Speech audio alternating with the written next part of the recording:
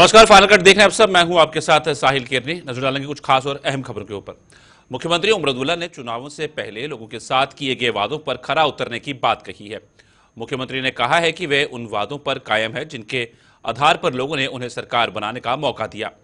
श्रीनगर में आज पत्रकारों के साथ बातचीत के दौरान मुख्यमंत्री ने सरकार की यह प्रतिबद्धता जताई और साथ ही साथ केंद्र की सरकार से भी स्टेटहुड को लेकर किए गए वादे पर खरा उतरने का आह्वान किया।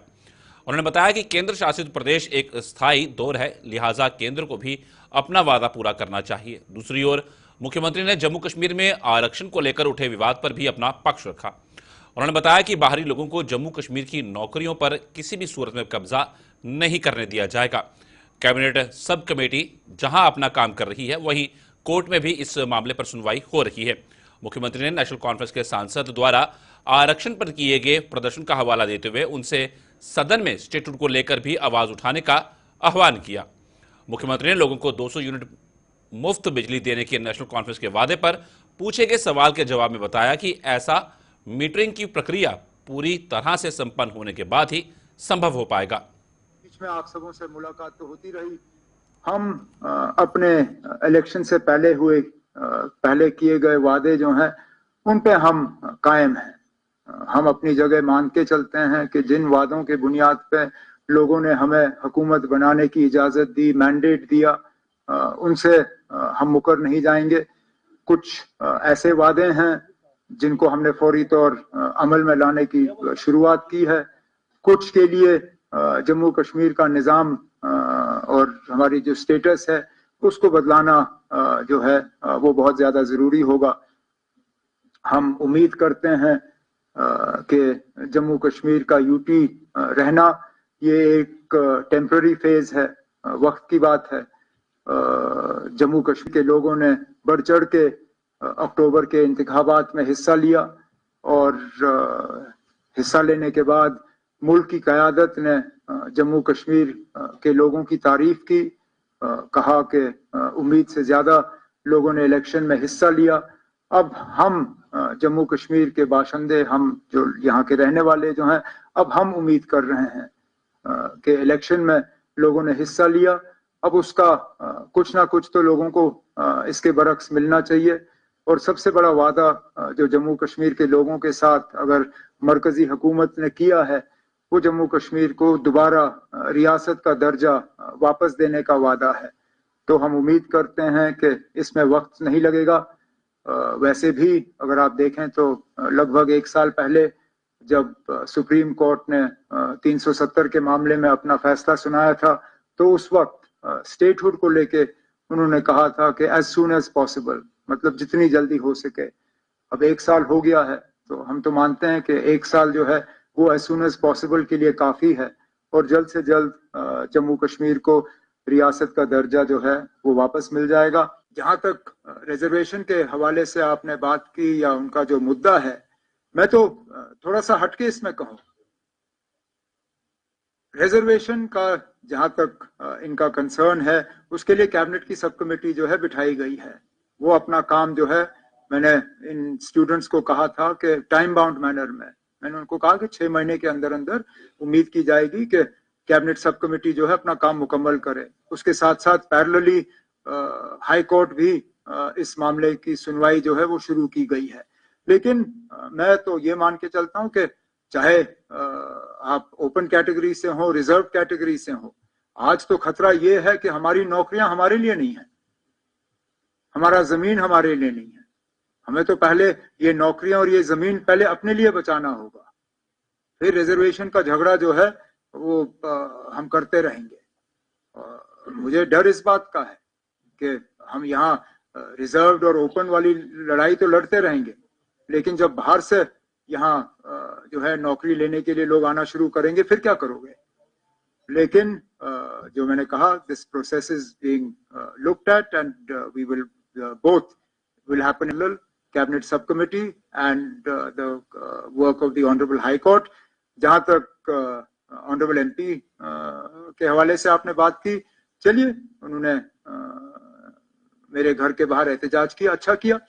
अब मैं उम्मीद करूंगा कि आने वाला जो पार्लियामेंट का सेशन लगेगा बजट का, वहां पे भी इसी तरह का एहतजाज किया जाए, बाकी पार्टियों को इसमें शामिल किया जाए, एमपीज को जोड़ दिया जाए और जम्मू कश्मीर की स्टेटहुड के लिए वहां पे एक अच्छा खासा एहतजाज जो है हमारे एमपी साहब लीड करें, बड़ी अच्छी बात होगी। हमने जो अपने मंशूर में वादा किया है 200 यूनिट्स बिजली देने का, वो तो तभी होगा अगर मीटर लगा होगा, क्योंकि जहां अग्रीमेंट होगी वहां पे हम यूनिट्स मेजर नहीं करते, हम यूनिट सिर्फ वहां मेजर करते हैं जहां मीटर लगा हो। तो हम जब मार्च के महीने या अप्रैल के महीने में अपना ये स्कीम जो है इसको रोल आउट करना शुरू करेंगे, जाहिर सी बात है जहां जहां मीटर लगे होंगे उन्हीं को इस चीज का फायदा होगा। तो जितना लोग मीटर की तरफ जाएं उससे जम्मू कश्मीर को तो फायदा होगा ही होगा, लेकिन उन्हें भी फायदा होगा मीटर का। लेकिन अब अनशेड्यूल्ड पावर कट सिर्फ तब होते हैं या तो हमें सिस्टम जो है उसकी मेंटेनेंस के लिए कट लेना पड़ता है, उसके लिए भी डिपार्टमेंट को कहा गया है कि पूरी तरह से इसको एडवर्टाइज करें ताकि लोगों को पता चले किस इलाके में कहां पे शेड्यूल के मुताबिक हमें मेंटेनेंस के लिए कट लेना पड़ेगा। अनशेड्यूल्ड तब होता है जबकि बिजनौर के विधायक डॉक्टर राजीव भगत ने आज ललियाना स्थित ग्रिड स्टेशन का दौरा कर वहां हाल ही में लगी आग से हुए नुकसान का जायजा लिया। इस दौरान उन्होंने आग से क्षतिग्रस्त हुए ट्रांसफार्मर, उच्च क्षमता का ट्रांसफार्मर लगाने और 2 अतिरिक्त ट्रांसफार्मर स्टॉक में रखने के दिशा निर्देश जारी किए। विधायक ने बताया कि ग्रिड स्टेशन में नया ट्रांसफार्मर 1 हफ्ते के भीतर लगा दिया जाएगा ताकि लोगों को दिक्कतों का सामना न करना पड़े।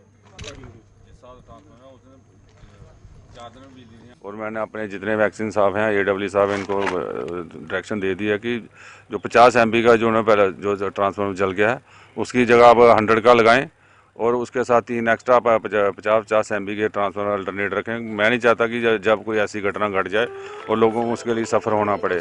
चलो ये पहली बार हुआ है, आगे से मैंने इनको हदियात दे दी है कि आगे से ऐसा नहीं होना चाहिए और 50 MB के अल्टरनेट ट्रांसफार्मर रखें और एक नया 100 MB का ट्रांसफार्मर इस पर कैपेक्स बजट में रखेंगे। बहुत जल्द वो भी लगा दिया जाएगा।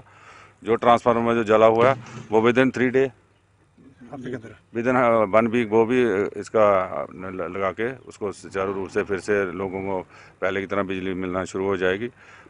इसके अलावा अगर कोई और कोई प्रॉब्लम आती तो उस पर हम वर्कआउट करेंगे। इसका अल्टरनेटिव जैसे हम सब कर्मचारियों से मैं बैठ के मीटिंग लूँगा एक बार, इस पर भी वर्कआउट किया जाएगा। अगर ऐसी कोई घटना घट जाती है तो उसका अल्टरनेट क्या किया जाए। फिलहाल मैंने इनको आज डायरेक्शन दे दिया कि इसका जो जला हुआ है इसको जल्द से जल्द नया लगा के और लोगों को जो भी इसकी मुश्किलात का सामना करना पड़ रहा है उससे निजात। लोगों की समस्या सुनकर उन्हें हल करने के लिए भाजपा द्वारा छेड़ी गई मुहिम के तहत आज जम्मू ईस्ट विधानसभा के विधायक युधिर सेठी की अगुवाई में आज जम्मू में जनता दरबार लगाया गया। इस जनता दरबार में पहुंचकर कई लोगों ने अपनी समस्याओं का पिटारा खोलकर इन्हें हल करने की मांग की। जनता दरबार में कुछ समस्याओं का मौके पर ही हल कर दिया गया, जबकि अन्य मुद्दे संबंधित विभाग के संज्ञान में लाए गए ताकि उन्हें भी हल किया जा सके।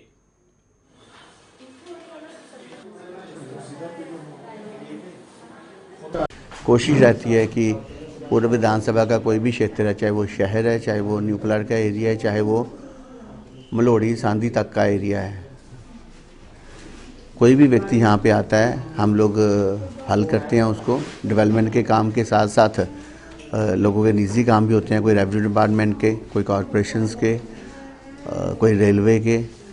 और मेरी यहाँ पे टीम सारी बैठी है। आज अरुण सेठी जी मेरे साथ बैठे हैं जो महामंत्री हैं हमारी मंडल के। और जिस प्रकार से मोदी जी चाहते हैं कि हर एक व्यक्ति का कार्य होना चाहिए लोकतांत्रिक ढांचे के अंदर, जिसका जो अधिकार उसको मिलना चाहिए, हम सब यहाँ बैठकर इसकी समीक्षा करते हुए लोगों की सेवा करते हैं। सेवक बन के भारतीय जनता पार्टी का जो 35 वर्षों तक काम किया, आज विधायक बन के, सेवक बन के उस काम को आगे बढ़ाने की कोशिश कर रहा हूँ मैं। और भारतीय जनता पार्टी कैसे मजबूत हो और नरेंद्र भाई मोदी जी कैसे मजबूत हो, उसके लिए हम 24 घंटे कार्य कर रहे हैं। भारतीय जनता पार्टी का संगठन पर्व जोर पकड़ता जा रहा है। इसी कड़ी में पार्टी के जिला कार्यालय में आज बूथ कमेटियों की एक्टिव मेंबरशिप के फॉर्म जिला अध्यक्ष प्रमोद कबाई के सुपुर्द किए गए। कबाई ने बताया कि बूथ कमेटियों के अध्यक्षों के फॉर्म उन्हें मिल गए हैं और जल्द ही मंडल व जिला इकाई के चुनाव भी करवाए जाएंगे।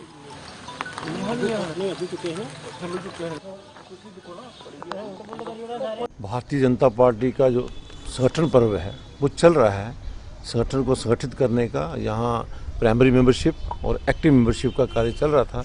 प्राइमरी मेंबरशिप जो है वो हमारी कंप्लीट हो गई है। अभी एक्टिव मेंबरशिप जो है वो चल रही है। उसी संदर्भ में आज कुछ हमारे कार्यकर्ता जो है वो एक्टिव मेंबरशिप के लिए फार्म जहां जमा कराने हैं और उसके साथ साथ जो है बूथ कमेटियां, मंडल की कमेटियां वो गठित हो रही हैं। आज बूथ कमेटी के फार्म मेरे पास आए हैं।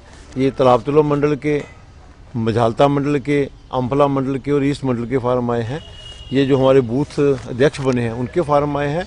ये हमारा सेल पोर्टल पर चढ़ेगा और इसी के आधार पर आगे जो है हमारी मंडल की जो इकाई बनेगी उसकी इलेक्शन होगी मंडल अध्यक्ष की, और जब मंडल अध्यक्ष बन जाएंगे उसके बाद हमारी जिला की इलेक्शन होगी। जिला का जो है प्रेसिडेंट बनेगा। तो जिला का प्रेसिडेंट कंप्लीट होने के बाद हमारा जो प्रदेश अध्यक्ष जो है वो बनेगा। जब प्रदेश अध्यक्ष सभी देशों के बन जाएंगे उसके बाद जो है राष्ट्रीय अध्यक्ष जो है उसका चुनाव होगा।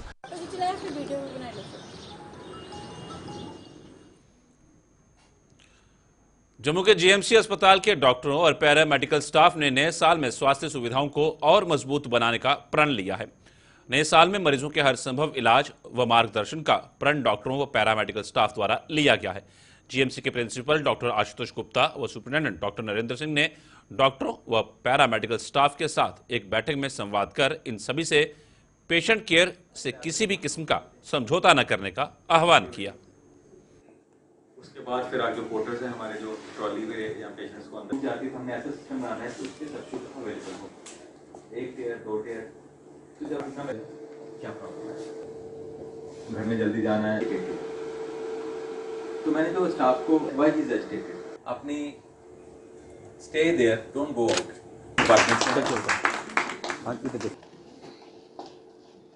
प्रिंसिपल सर की तरफ से एक गुड गेस्चर था अपने स्टाफ के लिए। ये जितने भी हमारे यहाँ स्टार वार्ड्स बैठे हैं ये सारे अपने अपने एरियाज़ के इंचार्जेस हैं। तो एक सोच साझा करनी थी क्योंकि हम नया साल शुरू कर रहे हैं 2025।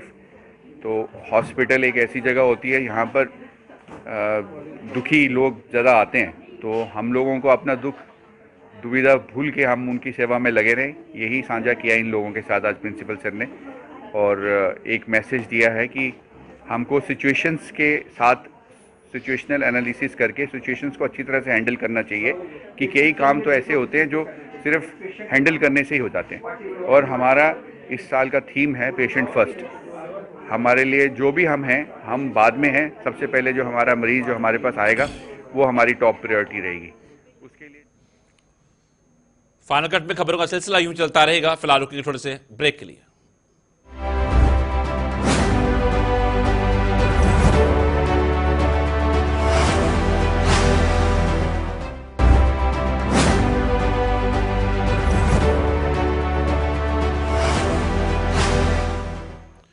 ब्रेक के बाद आप सबका स्वागत है। बढ़ते हैं आगे। आरसपुरा में देवी द्वारा मंदिर कमेटी द्वारा श्री राम कथा का आयोजन किया जा रहा है, जिसका आज शुभारंभ हुआ। आज से 5 जनवरी तक चलने वाली इस राम कथा में स्वामी विज्ञानानंद सरस्वती जी महाराज अपने प्रवचनों से संगत को निहाल कर रहे हैं।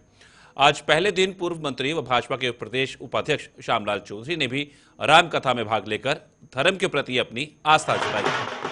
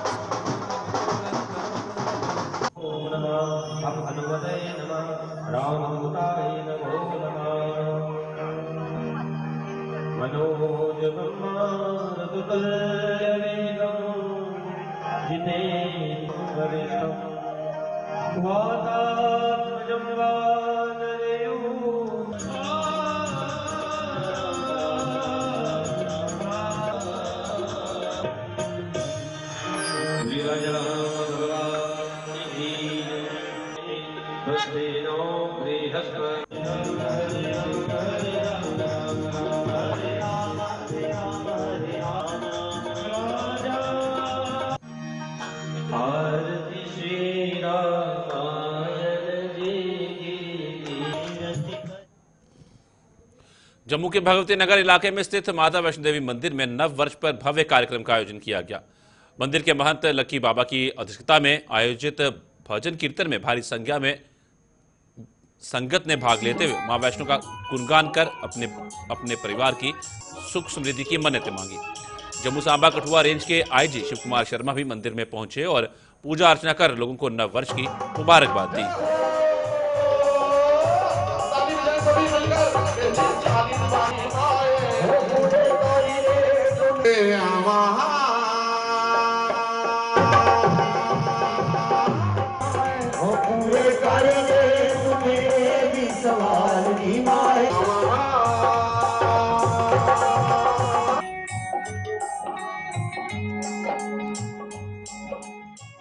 मेरी तरफ से सब भक्तों को, पूरे जम्मू वासियों को, पूरे देशवासियों को इस नव वर्ष की 2025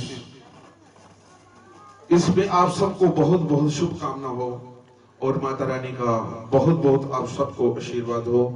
माता रानी नव वर्ष आपके लिए खुशियां लेकर आए, ढेर सारी खुशियां ले आए और पूरा साल आप खुशहाली में रहो। माँ आप पर हमेशा पूरे वर्ष कृपा करती रहे। तो इस नव वर्ष पर शुरुआत में ही जहां पर इस दरबार में माता रानी वैष्णो माता मंदिर भगवती नगर में एक विशाल लंगर होता है, हर वर्ष करते हैं और एक कीर्तन का आयोजन किया जाता है और संगत काफी दूर दूर से आकर श्री गुरु गोबिंद सिंह जी के प्रकाश पर्व के उपलक्ष्य पर जम्मू के साथ सटे दड़ब इलाके से एक भव्य नगर कीर्तन का आयोजन किया गया। गुरुद्वारा सिंह सभा प्रबंधक कमेटी द्वारा दड़ब से शेरगढ़ तक आयोजित इस नगर कीर्तन में भारी संख्या में संगत ने भाग लेकर धर्म के प्रति अपनी आस्था का परिचय दिया।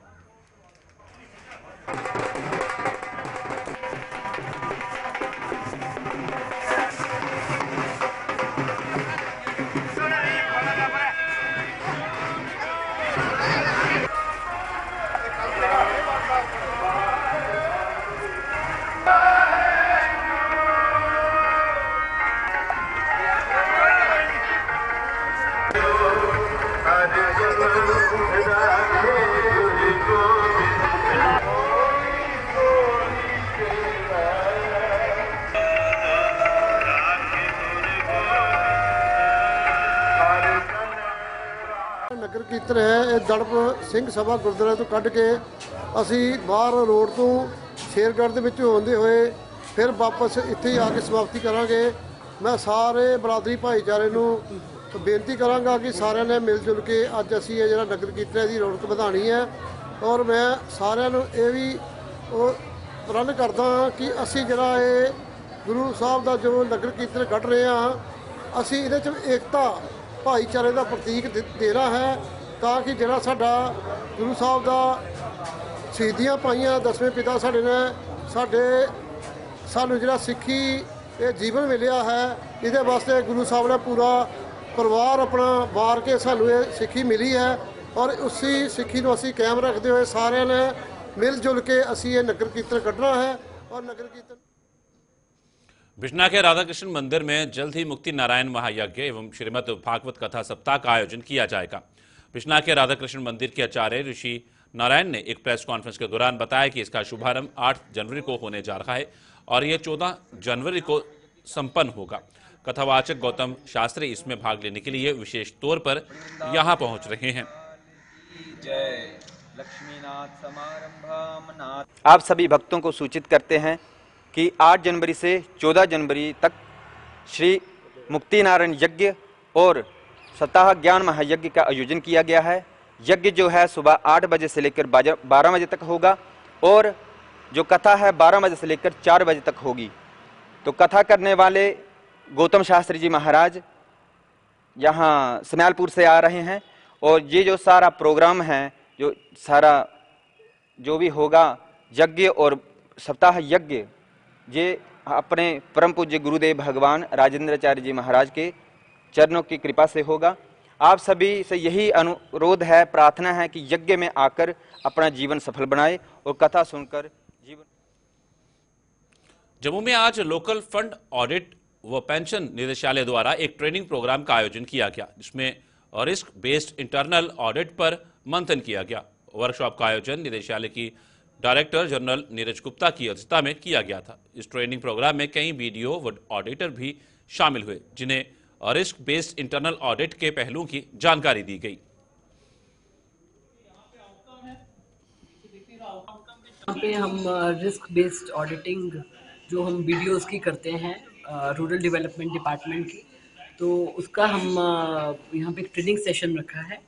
तो इस ट्रेनिंग सेक्शन में हमने वीडियोस को भी बुलाया है और हमारे जो ऑडिटर्स हैं, जो हमारा डिपार्टमेंट है, department of local funds and pensions, और इनका जो हम वहाँ पे काम करते हैं, जो रिस्क बेस्ड ऑडिटिंग करते हैं, उसके बारे में थोड़ा डिटेल्स में पूरा हम बता रहे हैं अपने वीडियोस को और अपने ऑडिटर्स को भी, सो दैट एक्चुअली हमारा पर्पस ये है कि हम ऑडिटिंग को और इम्प्रूव कर सकें और वीडियोस को भी सेंसिटाइज कर सकें कि वो अच्छे से अपना काम जो है, जो स्कीम्स जो वो इम्प्लीमेंट कर रहे हैं, उनको पूरी इफ़ेक्टिवली वो इम्प्लीमेंट कर पाएँ और स्ट्रेटेजाइज कर पाएँ, ताकि पब्लिक तक वो पैसा जो गवर्नमेंट एक एक रुपया जो खर्चती है, वो एक एक पैसे का हिसाब हो, पूरी ट्रांसपेरेंसी हो और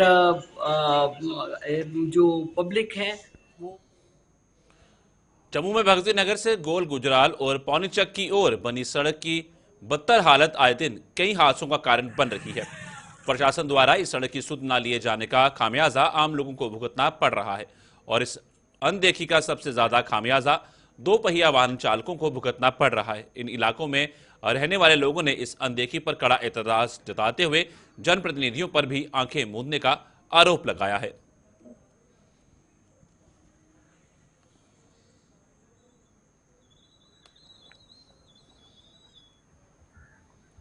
वुमेन कॉलेज पड़ता है, ई बस स्टैंड पड़ता है, इंडोर स्टेडियम है, साथ में तहसील ऑफिस है और यहाँ से लेकर कैंप गोलगिराल और तरलोकपुर, खियाड़ियाँ, पौनी चक तक ये सारी की सारी सड़क खराब पड़ी है।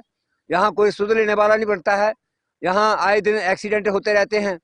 दूसरा नंबर, हमारे जो चुने हुए नए विधायक हैं, उन्होंने भी सिर्फ एक दो सड़क बनाई है और लोगों को आई बात करके दे दिया कि ये हमने सड़कें बना दी हैं। यहाँ आकर किसी ने देखा, रोज आए दिन एक्सीडेंट हो रहे हैं, मगर कोई यहाँ सुध लेने वाला नहीं है। मैं इल्तिजा करूँगा एलजी साहब से और कंसर्न अथॉरिटी से कि यहाँ आपने टोल तो आगे बढ़ा लिया और यहाँ टैक्स भी लगा लिया गाड़ियों पर, मगर गाड़ियाँ यहाँ आए दिन टूटती हैं, एक्सीडेंट हो रहे हैं, कोई यहाँ पता लेने नहीं आ रहा है। ये देखो, ये हालत है हमारे जम्मू की। यहाँ ये डेवलपमेंट दिखा रहे हैं, बस दिन रात डेवलपमेंट हो रही है, ये हो रहा है, वो हो रहा है, यहाँ कुछ नहीं हो रहा है। मौके पर जाकर देख लें, यहाँ कुछ नहीं हुआ है। तो मैं तो ये रिक्वेस्ट करूँगी अपने एमएलए साहब से कि थोड़ा सा इन रोडों की तरफ भी ध्यान दें, इधर की तरफ भी थोड़ा फंड दिया जाए, ताकि यहाँ के लोग भी थोड़ा सर्वाइव करें और उनको भी अच्छा लगेगा कि हमने अच्छे इंसान को वोट डाला और उनको चुनिंदा सरकार में चुनिंदा एमएलए बनाया। और मेरी उनसे गुजारिश है कि यहाँ आके थोड़ा सा इस भगवती नगर वाले रोड पे आके देखें, बहुत ही हालत खराब है। कितनी हालत खराब है रोड की कि हम यहाँ स्कूटी लेके नहीं आ सकते हैं। तो इसलिए थोड़ा सा इस तरफ भगवती नगर की तरफ ध्यान दें। और सबसे बड़ी बात यह है कि अमरनाथ यात्रा जो है कैंप यहाँ पे लगता है, यहाँ की हालत होनी नहीं चाहिए। कैंप का पूरा रोड जो है, जो भगवती नगर का अमरनाथ यात्रा के लिए जो कैंप लगता है, वो पूरा प्लेटफॉर्म यहीं पे है। यहाँ की हालत ऐसी नहीं होनी चाहिए। मेरी गुजारिश है पुरजोर कि हमारे अपने एमएलए साहब से कि यहाँ की तरफ एक बार नजर दें। गुलिस्तान में खबरों का सिलसिला यूं चलता रहेगा। फिलहाल फाइनल कट में इतना ही। दीजिए इजाजत, नमस्कार।